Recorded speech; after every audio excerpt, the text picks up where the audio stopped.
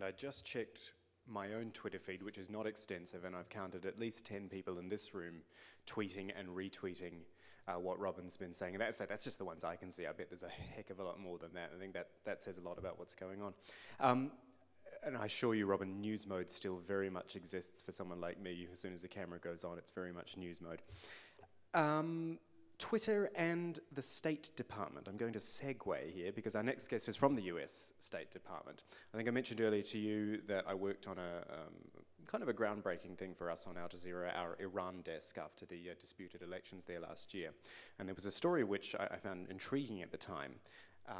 So much information coming out through Twitter from Iran.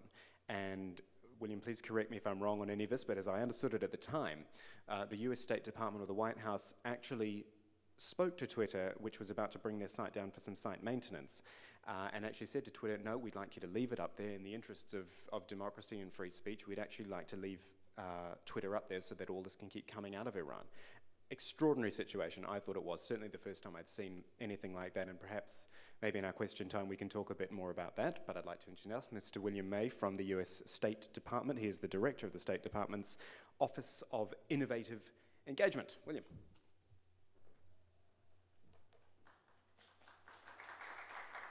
Yeah.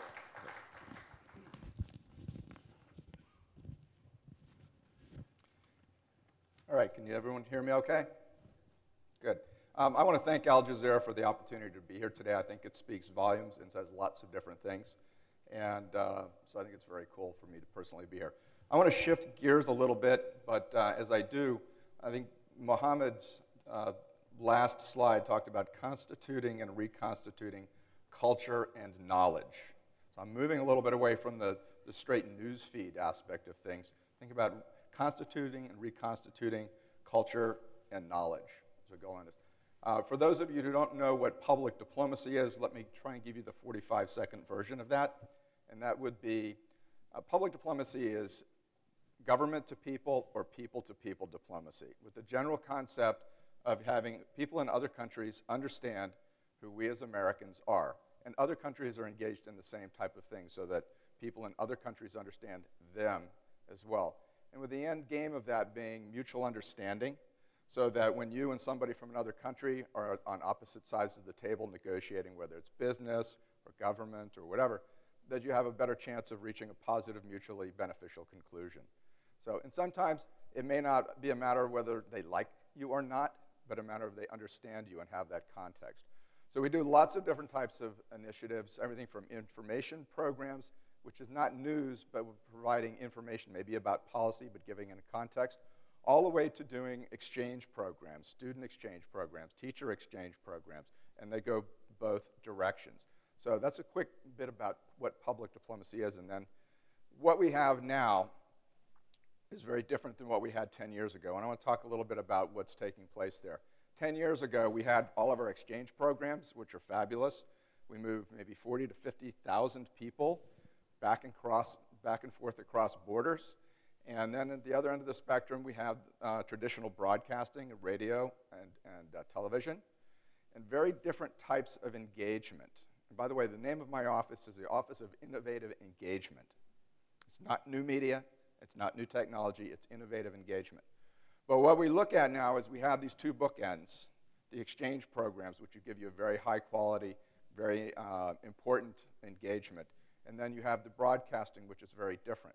And now what we all have in this middle section here is all of this new stuff, whether it's Twitter or Facebook or QQ. We have all of these different media. And what the heck does that mean, and what are we doing? So I was asked to put together and touch on a case study, case history, about what we've been doing with these things. Let me see if I can get through here quickly. So this is a quick quote from the Undersecretary, and I think it really hits it right on the mark. The new media will work in certain places, but they're tools for us in this engagement and this mutual understanding. So we're going to use the right media to reach the right people. And some this slide is actually about almost 4 years old, but I think it still holds. A number of folks have talked about how fragmented and segmented the markets are of the people that you're trying to reach, whether you're trying to give them news, however you're trying to engage them. But the demographics are different. In the States, if you're trying to reach 15-year-old males, you wouldn't put something in the sports section of the newspaper because they will look at you and ask you what that is. That is not where they get their information. Things are very different and very segmented now from where they used to be. Another facet is there's the broadcasting side. If you look at it as more of a monologue, then there's the concept of a dialogue. If you want to sit down with me over dinner and for us to get to know each other, we're actually going to have a dialogue. But if you want to engage on nuclear non-proliferation or trafficking in women and children, or whatever some of these hard topics are, there are communities having these conversations. And so for us, it's a matter of where are those conversations taking place? Where are those communities? And that's where we need to be and engage. The third one has been referenced, and I'll hit it just very quickly. Mobile is huge. On a worldwide basis, there are going to be a whole generation of people who have only known accessing the internet through mobile. They will never have dealt with a desktop. They may never have dealt with a laptop. It's going direct to mobile. Mobile is a huge game changer for us. The fourth one up there, I put it up there, and I'm going to come back to it in a minute. It's a little bit out there, but it's this whole concept of virtual worlds like Second Life, World of Warcraft, and some of these other things. But that's going to be my stalking horse here, if you will, to make some interesting points. Because sometimes in doing this engagement work and mutual understanding, it's a matter of finding and using the right tool to be able to accomplish what you want, which again, come back to this concept of mutual understanding and knowing each other. But you take all of those four things and then you throw social media on top of it, it really has turned our world upside down, sideways, and shaken it quite a bit. So here's a quick timeline for you. About early on in 2007, actually before it was cool, we actually started working with the virtual world Second Life. And the question we had was, do people get to know each other in these virtual spaces? And again, I'm going to come back and I'm going to hit that because we have some very unexpected, unattended, and I think very cool results from working in there. What we started back then was doing online chats. Very simple, straight text messaging. We took speakers from the United States, not government people, but speakers on textile treaties or things that were interested internationally, and we started doing that. The budget for that, once we got it going, was $20,000 a year. We went from 0 to about 350 programs a year. Very low cost in terms of infrastructure, but very, very extensive reach. And we also started, and this is the theme you're going to see through here, is training for the people inside the State Department to understand how to use these tools. And not specifically, this is the tool you have to use, or that's the tool you have to use, but the concepts and the constructs. So when things like Twitter come along, they don't go, oh, holy cow, we can't deal with that. But to think about it and how do we use those tools. So infrastructure and the training for the people. Well, you can see the next year we really took off. Educational and Cultural Affairs, the group that works with all the exchange programs, they created the U.S. federal government's very first social networking site. It was not on Facebook. It was built on the Ning platform. It was the very first one. And the community they wanted to engage here and to talk to and bring into the conversation was not just people who have been on U.S. State Department exchange programs, but they wanted to bring the whole world into the conversation.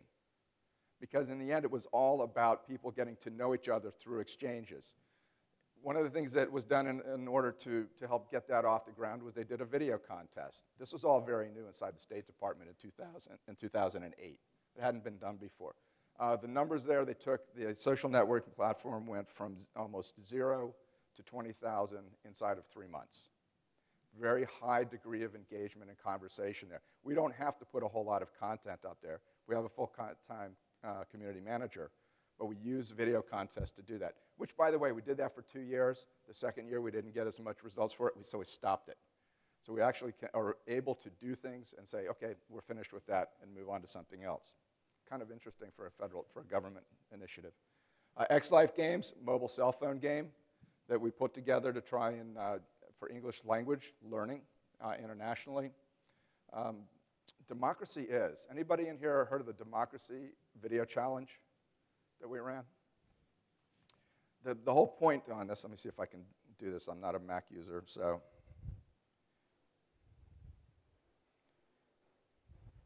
It looks like everything is, oh, they're up there.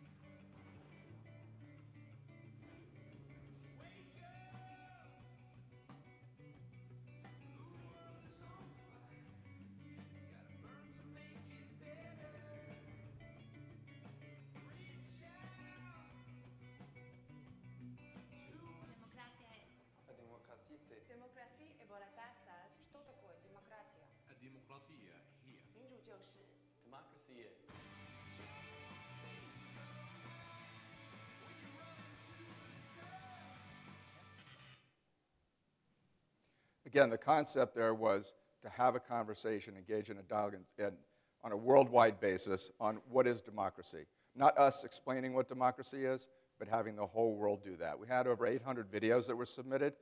We're finishing up our second year and running the next version of that. So if I can bring the PowerPoint back up.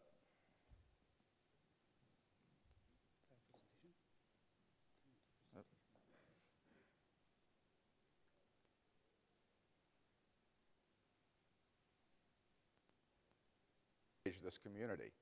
Well, the conversation is already there. So it's not a matter of us creating our own blog or web page for us to be able to go to or have people come to us. It's a matter of creating a team that goes out and engages the blogosphere. This initiative, again, is 2+ years old. We have folks that go out, people that go engage in the blogosphere and have these conversations. They are very transparent that they work for the State Department. They don't always put down, this is what the policy is, but they'll provide a reference, the notation about Wikipedia earlier, and going to the cited references, providing those cited references. So it's not us at the State Department saying, oh, this is what you should do, or this is the way that it is, but providing some third-party authentication about the topics. This has been a huge success for us. And a lot of times people may not like what we have to say, but they're hugely appreciative of the fact that we showed up for the conversation and to talk.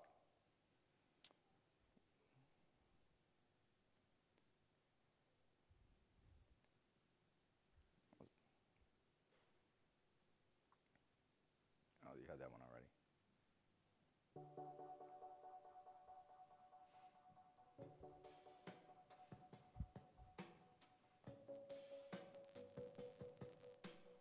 It's a way to engage people all over the world, Stockholm, Sweden, London, including some who are breaking the rules to do so.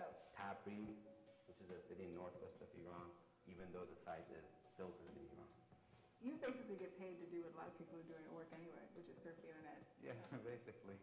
But this is not your everyday web surfing. The members of this State Department team are defending America's reputation online. We had an idea that there was lots of misinformation about the U.S., mainly foreign policies, and there was a void. There was no source in these forums and blogs that would identify this misinformation and somehow correct it. Since 2006 in this office, a handful of analysts fluent in Arabic, Persian, and Urdu visit mainstream internet forums, setting the record straight on U.S. foreign policy and always identifying themselves as State Department staffers. What we do is, okay, we read the news, we go and we verify it. And once it's confirmed, then that will give us a guide to know how to handle it, how to respond to it, whether we should. We had about 30 people that came and took part in this conversation with us. We jumped to oil, to the nuclear issue, to terrorism. They've become new media spokespeople in a way. Their message is used in newspapers and on TV shows, and they're figuring it all out as they go along. This hadn't been done before at the State Department or any other U.S. agency that I'm aware of. So we're creating something from scratch. The analysts are starting to develop their own personal styles, like Waleed Jawad's hands-on approach. He visited Guantanamo because the subject kept coming up again and again. I wanted to go and witness for myself. How does the place look? And he has even written original poetry to connect with readers. Our spirits are high. Peace is the solution. How was it received? It was positive. I was surprised that we had a much better, healthier, ongoing dialogue after it. This is Muslim.net. This is the sort of place where people will just log on and discuss all kinds of issues. Mark Lynch is an expert in Middle East culture and opinion. Is this a worthwhile endeavor, or is it kind of a futile exercise? An internet-based outreach team isn't going to reach the broad masses. There just isn't that kind of internet penetration in the Arab world. I think it's worthwhile as long as you don't have too high expectations. You're not going to move the needle, as they say. It's nothing these guys haven't thought of. They know they're not always welcome in cyberspace. But when you're fighting the war of ideas, showing up is half the battle. We can't guarantee that by going online and engaging change or influence anybody. But I can guarantee you, if we're not there, we won't influence a single soul. Mara Schiavocampo, NBC News, Washington.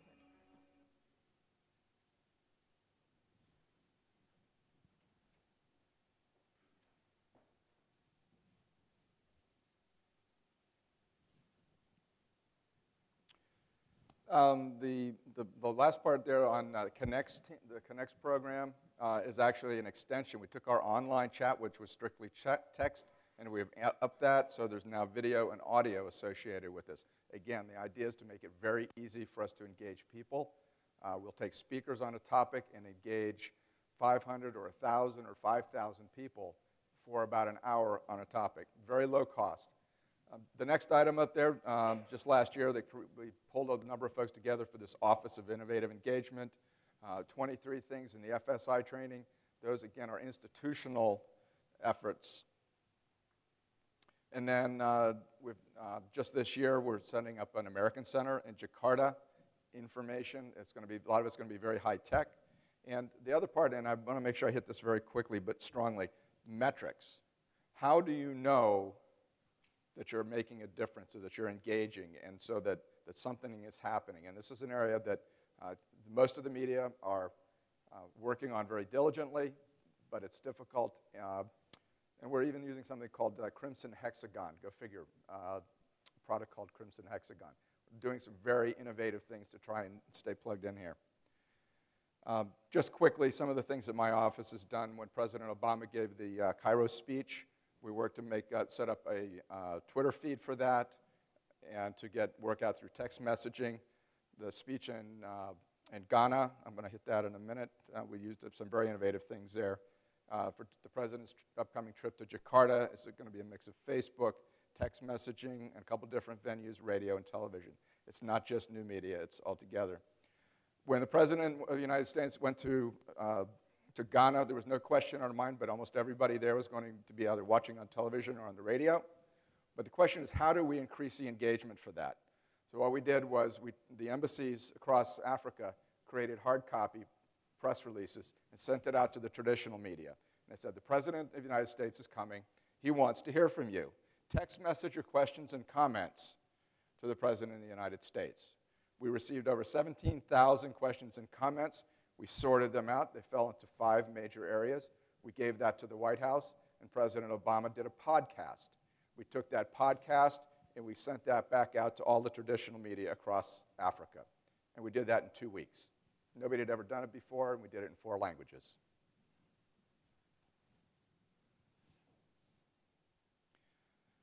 There's something that I think very significant that's happening here. For over the years, we have had these physical exchange programs that we've done. And over the last couple of years, teacher exchange programs, et cetera, we might have the teachers blog about their experience in the United States, et cetera, sort of a digital supplement. There's something very significant that's happening out, and this is in terms of a virtual exchange, a virtual engagement. For example, on Facebook, if an embassy has 10,000 Facebook fans, the embassy may invite 50 or 100 of them locally to come to the embassy for a barbecue or an event. And what happens is there's a solidifying effect that takes place. So we're looking now at legitimizing, because these experiences are very real. Edward R. Murrow's last 3 feet physically is now very different for this new generation. They have their friends online that they trust, they turn to for information, they turn to for advice. It's all virtual. And so as we look at what we're doing, engaging there on Facebook, and I'll show you some figures in a minute, but it's all very real. But us adding a physical component to that brings the whole thing together. So this is very much a game changer for us. There's another component to this, is a new framework. Thinking locally versus globally. There's a concept we're kicking around that really everything is now local again. And there's a discussion about how people are being very selective in the information that they get, not necessarily looking at global, but take climate change. Do people want the big picture on climate change, or they really want to know what is going to happen to the sea level where they live? Very much a concept in progress.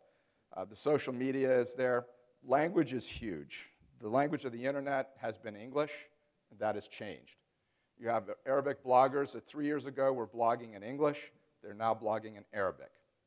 It's not the same as it used to be. Let's see. These are the equities that we have right now. These are actually outdated by several months. Over 180 Facebook pages, multiple Twitter sites, YouTube channels, Flickr sites, and the number of blogs.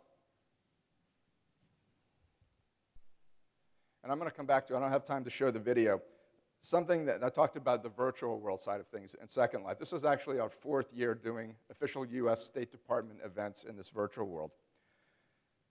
Put that medium aside for a second. We just held a, finishing up an exchange program where we have almost 50 Egyptian students from Ain Shams University have been working with about a dozen University of Southern California students on an architectural urban planning project. So you have these students working together, collaborating over roughly a 4-month period. They did this in the virtual space, in the virtual world. They have never met face to face. But yet they had to overcome the cultural differentials. They had to learn how to work together. They had to overcome the language barriers in order to work together and make something happen. Extraordinary results have come out of this. As much as if we'd paid all the money to bring the students together for 4 months, that would have been extremely expensive. We never could have done that. But yet the students have gone through very much in a real-world type of environment and had to learn to work together, and they've learned a lot. There are 2 young men out of this that have created a business on their own. We've bridged cultural gaps, religious barriers, all of these things have happened. And I talked about the virtual engagement component in the real world. We're in the process of bringing 5 of those Egyptian students to LA later on this year, probably in August. So these things are very real, and so we're looking at this new type of engagement. So at that, I think my time's about up, and I'll be happy to take more questions later on. Thank you.